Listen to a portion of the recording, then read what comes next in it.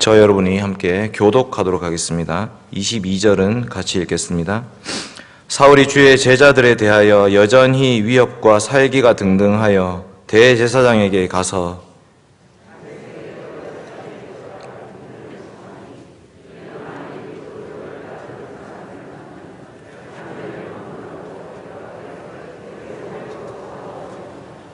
사울이 길을 가다가 다메섹에 가까이 이르더니 호련히 하늘로부터 빛이 그를 둘러 비추는지라.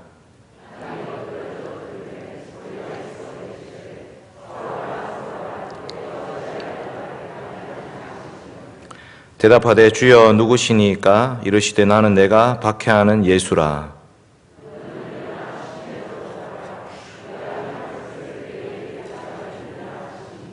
같이 가던 사람들은 소리만 듣고 아무도 보지 못하여 말을 못하고 서 있더라.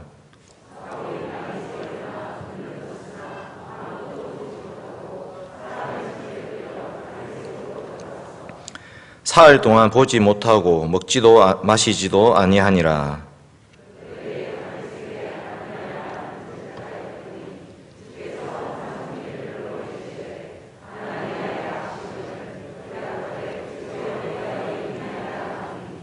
주께서 이르시되 일어나 직가라 하는 거리로 가서 유다의 집에서 다소 사람 사울이라 하는 사람을 찾으라. 그가 기도하는 중이니라.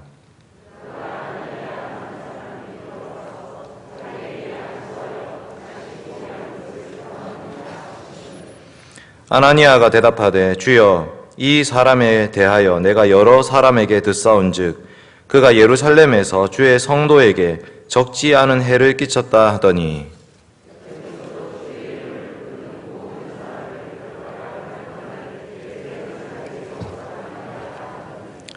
주께서 이르시되 가라. 이 사람은 내 이름을 이방인과 임금들과 이스라엘 자손들에게 전하기 위하여 택한 나의 그릇이라.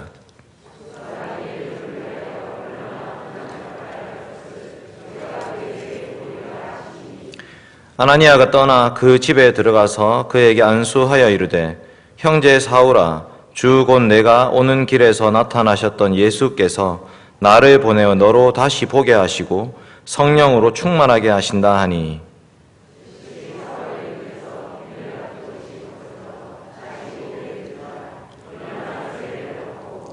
음식을 먹음에 간건하여 지니라. 사울이 다메섹에 있는 제자들과 함께 며칠 있을새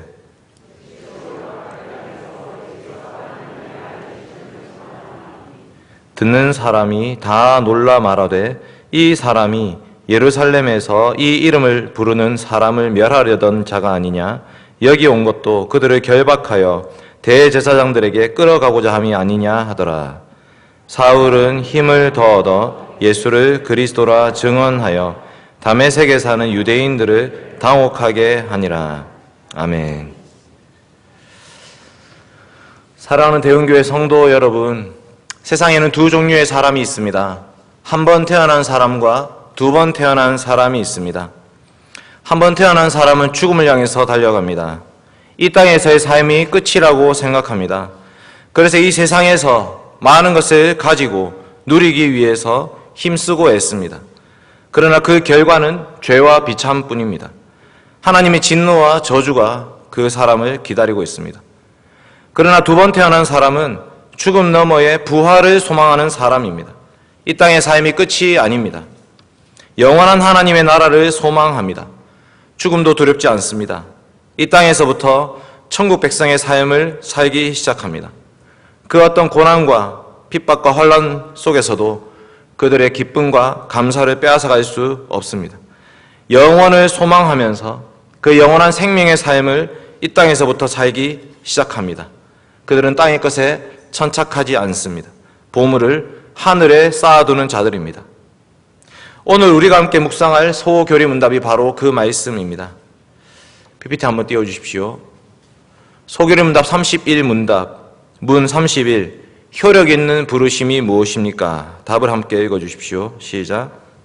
효력 있는 부르심은 하나님의 영의 역사로 우리의 죄와 비참을 깨닫게 하시고 우리의 마음을 밝게 하셔서 그리스도를 알게 하시고 우리의 의지를 새롭게 하시고 또 우리를 설득하셔서 복음 안에서 우리에게 값없이 주신 예수 그리스도를 영접할 수 있게 하는 것입니다. 아멘. 성령 하나님께서는 효력 있는 부르심, 즉 내적 부르심으로 우리에게 역사하십니다. 성령 하나님께서 역사하시면 우리에게는 세 가지 반응이 나타납니다. 먼저는 우리의 죄와 비참을 깨닫게 해 주십니다. 그 전까지 우리는 좀 괜찮은 사람인 줄 알고 있었습니다. 그래도 내가 전적 부패까지는 아니지라고 생각하면서 살았습니다. 그래도 조금은 선하고 의롭다고 생각하고 살았습니다. 그런데 아니었습니다. 성령 하나님께서 역사하시면 우리는 철저히 깨어지게 됩니다. 우리의 죄와 비참함을 깨닫게 됩니다. 우리 속에서 일어나는 분노와 여러 가지 많은 욕심과 유혹들에 넘어지는 모습들을 낱낱이 살펴보게 되는 것입니다. 이것이 바로 효력 있는 부르심입니다.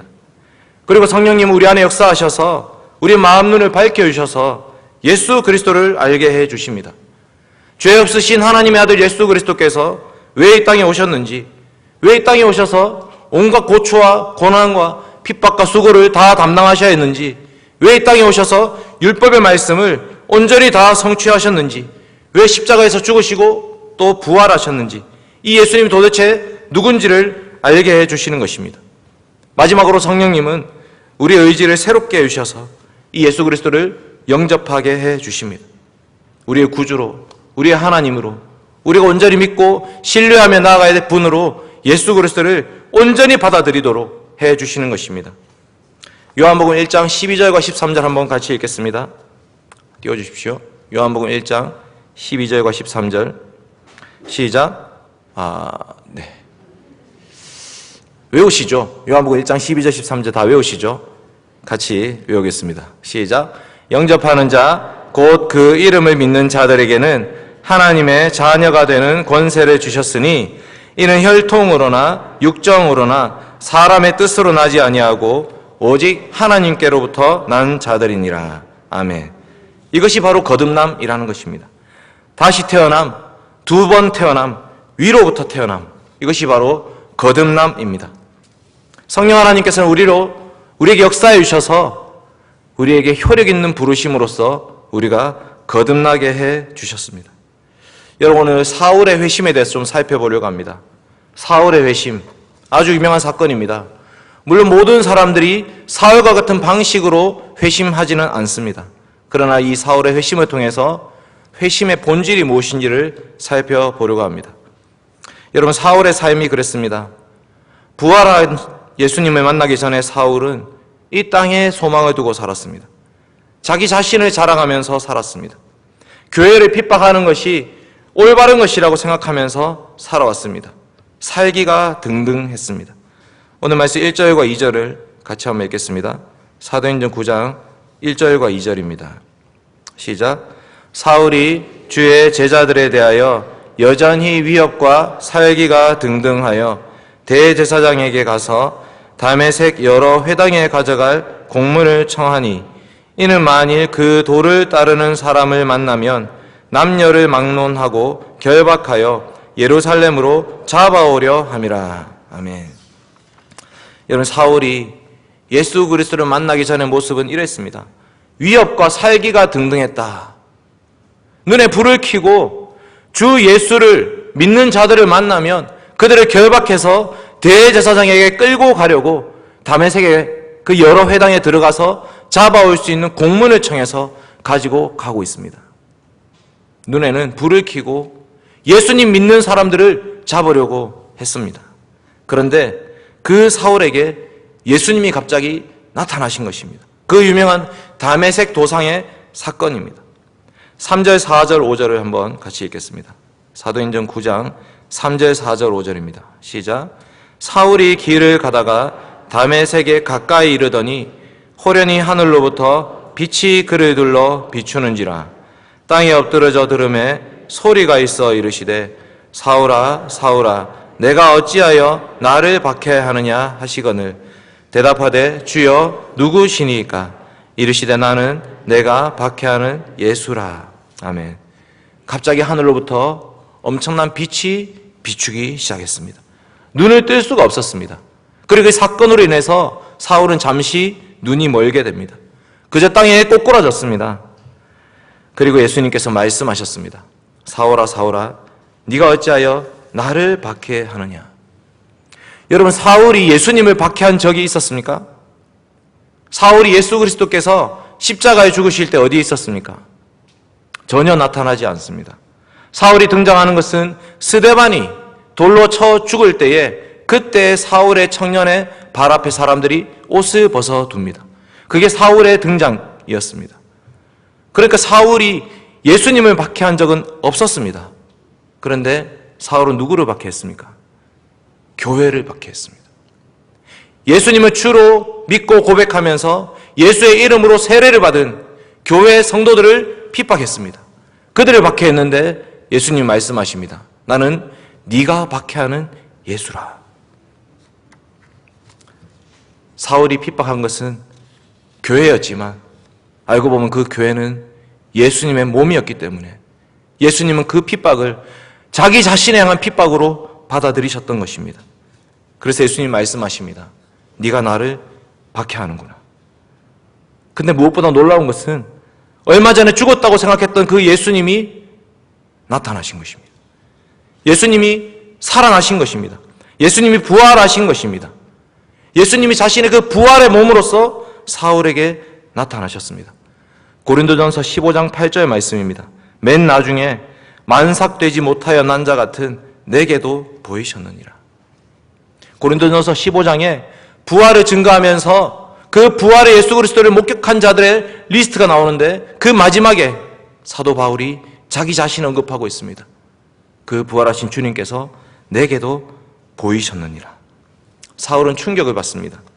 사흘 동안이나 보지도 못하고 먹지도 못하고 물도 마시지 못하고 기도만 하고 있습니다. 그저 엎드려서 이것이 도대체 어찌된 일인가 엎드려 기도하면서 다메섹에서 기다리고 있습니다.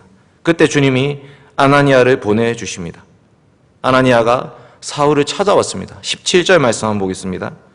사도행전 9장 17절 같이 읽겠습니다. 시작.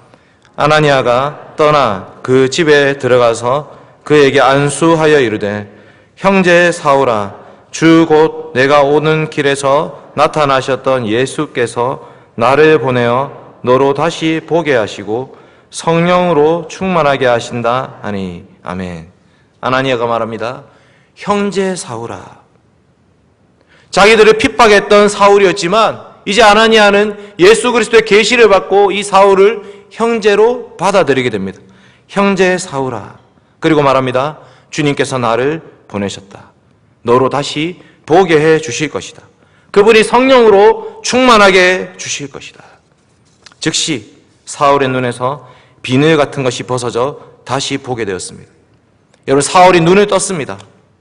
3일 동안 감겨져 있던 그 눈을 뜨게 되었습니다. 눈에서 비늘 같은 것이 벗겨졌습니다. 그런데 이것은 육신의 눈만 뜬 것이 아니었습니다. 사울은 유대인 중에 유대인이요 유대교의 랍비였습니다. 가말리엘의 문화에서 배웠던 유대교 아주 유명한 랍비였습니다. 그러니 구약 성경에 통달하고 있었던 사람입니다. 그런데 이 3일 동안 기도하는 가운데 도대체 저분이 누구이신가? 예수님의 부활이 도대체 무엇인가? 사울은 그동안 자신이 읽고 가르쳤던 말씀의 눈을 떴습니다. 구약의 모든 말씀들, 모세의 율법, 선지자의 글, 시편, 그 모든 말씀이 바로 예수 그리스도에 대한 말씀이라는 것을 깨닫게 되었습니다. 이 모든 말씀이 예수 그리스도의 죽음과 부활을 통해 성취됐다는 것을 알게 되었습니다. 그동안 유대인으로 살아왔던 삶을 청산하게 되었습니다. 스데반이 죽을 때에 찬성 투표를 했던 그 삶을 돌아보게 되었습니다. 나는 난지 8일 만에 할례를 받고 이스라엘 족속이고 베냐민 지파고 유대인 중에 유대인이고 히브리인 중에 히브리인이고 율법으로 바리새인이었고 열심으로는 교회를 박해했고 율법의 의로는 흠이 없었던 자였다 라고 자랑하던 자신의 그 모든 족보, 자신의 모든 학벌, 그것을 다 벗어버리게 되었습니다. 진짜 눈이 떠진 것입니다. 성령 충만을 통해서 눈의 비늘이 벗겨지게 됐습니다. 예수님이 바로 하나님의 아들이심을 믿고 고백하게 됐습니다. 하나님의 아들 예수 그리스도를 통해서만 구원받을 수 있다는 것을 믿고 고백하게 되었습니다. 그래서 사울은 세례를 받습니다. 세례를 받는다는 것은 그저 물로 한번 머리를 적시는 것이 아닙니다. 세례를 받는다는 것은 내가 그리스도와 함께 죽었고 그리스도와 함께 살았다. 이제 나는 그리스도의 종이다. 그리스도의 이름으로 나를 일컫게 될 것입니다. 라는 것을 공적으로 고백하면서 세례를 받는 것입니다. 사울은 세례를 받았습니다. 그리스도와 연합되었습니다. 그리고 이제 음식을 먹기 시작합니다. 금식을 그쳤습니다. 3일 동안 아무것도 먹을 수 없었던 상태에서 벗어났습니다. 정말로 자신이 먹어야 될 것이 무엇인지를 깨닫게 되었습니다. 이제는 예수의 살, 예수의 피만 먹고 살기로 다짐했습니다. 사울이 완전히 변화되었습니다. 9장 19절 말씀 한번 보겠습니다. 사도행전 9장 19절 말씀 같이 읽겠습니다. 시작. 음식을 먹음에 강건하여 지니라. 사울이 다메섹에 있는 제자들과 함께 며칠 있을세. 아멘. 음식을 먹고 강건할 뿐만 아니라 누구랑 같이 있습니까? 다메섹에 있는 누구의 제자들입니까? 예수의 제자들. 예수 그리스도를 주로 고백하는 교회의 성도들과 같이 며칠 동안 함께 지나게 된 것입니다. 놀랍습니다. 자기들이 핍박하고 자기들을 박해하고 자기들을 잡아서 대제사장에게 데리고 가려고 하던 그 공문을 가지고 있던 그 사울을 같이 형제로 맞이하게 된 것입니다. 그리고 안식일이 되었습니다. 여러분, 안식일은 뭐 하는 날입니까? 유대인들의 안식일은 회당으로 모여서 율법의 말씀을 듣고 배우는 날입니다. 안식일마다 모여서 회당에서 하나님 말씀을 듣습니다. 모세의 율법과 선지자의 글, 시편을 낭독합니다. 그리고 그 말씀을 온전히 지키기 위해서 노력하기로 다짐합니다. 그런데 그 자리에서 사울이 말합니다. 20절 말씀입니다. 20절. 사도행전 9장 20절 같이 읽겠습니다. 시작. 즉시로 각 회당에서 예수가 하나님의 아들이심을 전파하니. 아멘. 22절도 나오죠. 사울은 힘을 더 얻어 예수를 그리스도라 증언하여 다메섹에 사는 유대인들을 당혹하게 하니라. 자기들을 잡아 죽이려고 했던 이 사울이 오히려 반대로 이제는 누구보다도 앞장서서 예수가 그리스도시다, 예수가 하나님의 아들이시다 라는 복음을 증거하기 시작하는 것입니다. 유대인들은 당황하기 시작했습니다. 아니, 이게 어찌 된 일인가? 지금 저 사울이 무슨 말을 하고 있는 것인가? 여러분, 사울이 완전히 바뀌었습니다. 사울의 지식도, 사울의 감정도, 사울의 의지도, 삶의 목적과 방향도, 삶을 살아가는 이유와 동기도 완전히 다 뒤바뀌어 버렸습니다. 오늘 말씀 15절에 이렇게 되어 있습니다. 가라, 이 사람은 내 이름을 이방인과 임금들과 이스라엘 자손들에게 전하기 위해서 택한 나의 그릇이라. 아멘. 사울은 부활하신 예수 그리스도를 만나고 나서 완전히 다 바뀌었습니다. 이제는 교회를 핍박하는 자가 아니라 그 누구보다도 교회를 세우기 위해서 앞장서는 자가 되었습니다. 이제는 예수를 박해하는 자가 아니라 그 누구보다도 예수를 증거하기 위해서 앞장서는 자가 된 것입니다. 이제는 자신의 유익을 위해서, 자신의 의를 위해서 사람들로부터 받는 그 칭송을 기대하면서 그렇게 살아왔던 유대인 중에 유대인 사울이었습니다. 그런데 이제는 자신을 자랑하지 않기로 다짐합니다. 이제 내가 사는 것은 내가 아니요 내 안에 계신 예수 그리스도께서 사시는 것이니라. 이제는 오직 이 복음만을 증거하기로 다짐합니다. 우리가 이 사울의 회심을 통해 알 수 있는 것이 세 가지가 있습니다. 첫째로 사울은 자신의 죄와 비참함을 깨닫게 되었습니다. 성령 하나님은 우리의 죄와 비참함을 들추어내십니다. 여러분, 우리 중에 누구도 사울보다 더 깨끗하게 살았다라고 말할 수 있는 사람이 없을 것입니다. 정말로 자신은 그 율법의 말씀을 온전히 다 지키기 위해서 힘써서 노력했던 사람입니다. 그런데 이제 사울은 자신의 의를 버립니다. 자신이 누구라고 고백합니까? 나는 이제 죄인 중에 괴수다. 나는 그 죄인들 중에서도 우두말이었다. 내가 전에는 비방자요, 박해자요, 폭행자였으나 이제는 긍휼을 입어서 예수 그리스도만 자랑하면서 예수 그리스도만을 머리로 모시면서 살기로 다짐했다. 사울의 회심은 자신의 죄와 비참함을 고백하게 된 것입니다. 두 번째로 사울의 회심은 오직 예수 그리스도만 자랑하게 된 것입니다. 빌립보서 3장 말씀 한번 찾아보겠습니다. 빌립보서 3장 7절, 8절, 9절입니다.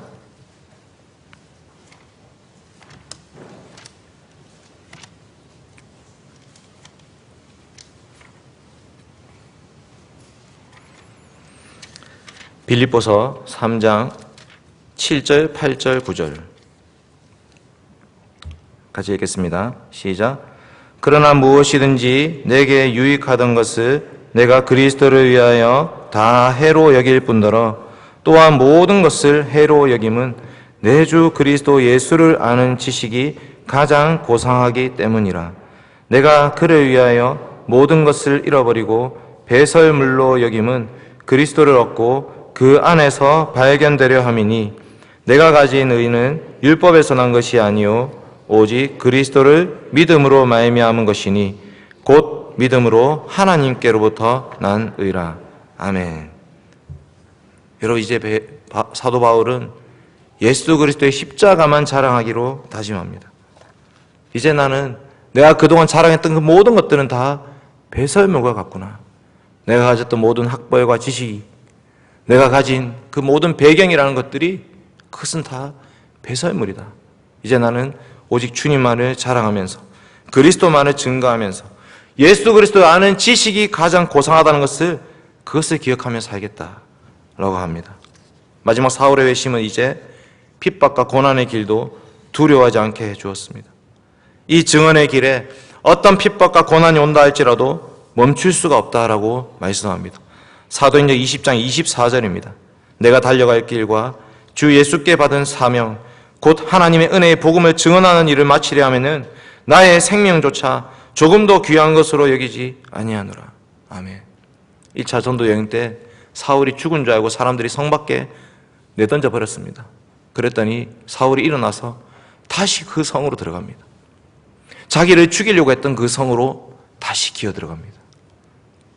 이 은혜의 복음 증언하는 일을 마치려 하면은 나의 생명조차 조금도 귀한 것으로 여기지 아니하노라.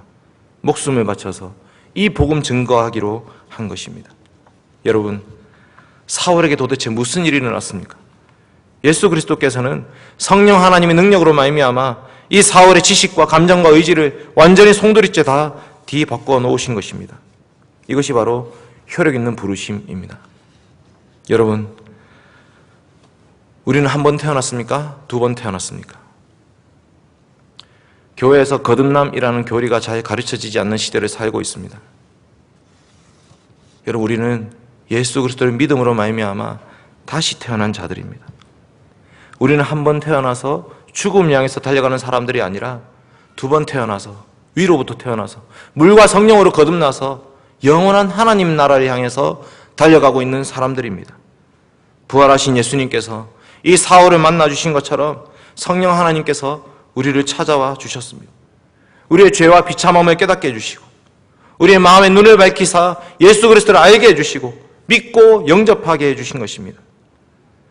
그런데 왜 아직도 우리는 한 번 태어난 사람처럼 살고 있습니까?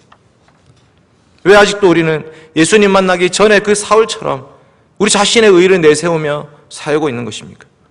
왜 우리는 아직도 이 땅의 것에 천착하면서 살고 있는 것입니까?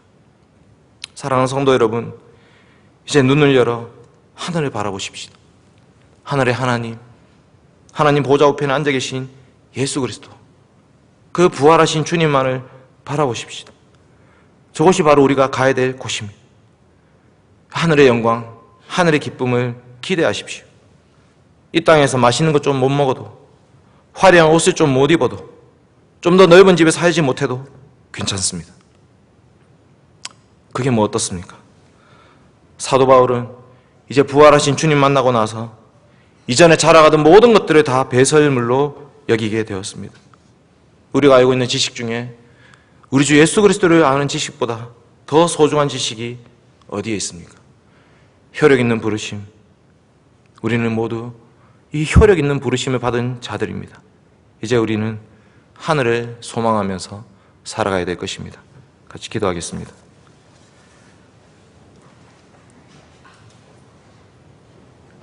걸어가신 하나님 아버지, 감사합니다. 죄의 종로를 타면서 주님과 원수되며 그렇게 살았던 저희들을 결코 그 세상 속에 내버려 두지 아니하시고 아들 예수 그리스도의 십자가로 구원하여 주셔서 참으로 감사드립니다. 하나님, 우리가 무엇이간데 하나님께서 저희를 의인이라고 불러주십니까? 주님, 우리가 무엇이간데 주님께서 우리를 하나님의 자녀라고 불러주십니까? 주님, 우리가 무엇이간데 성령 하나님 보내주셔서 거룩한 삶을 살게 해 주십니까? 하나님 아버지, 도와주시옵소서. 부름받은 자로서 이 부름에 합당하게 살게 하여 주시옵소서. 세상 속에서 불러냄을 받은 자들로서 주님, 이 교회가 주의 거룩한 교회가 되어서 세상 것들을 내어버리고 하늘 바라보며 살아가는 성도들이 되게 하여 주시옵소서. 주님, 참으로 부족한 자들입니다. 끊임없이 죄의 구렁텅이로 달려가고자 하는 자들입니다. 주님, 용서하여 주시고 불쌍히 여겨주시고 이제 주님만 바라보며 주님 앞으로 나아갈 수 있도록 도와주시옵소서. 이 교회, 주님의 거듭난 백성들의 교회로 다시 세워주시옵소서. 감사드리며 예수님의 이름으로 기도드립니다. 아멘.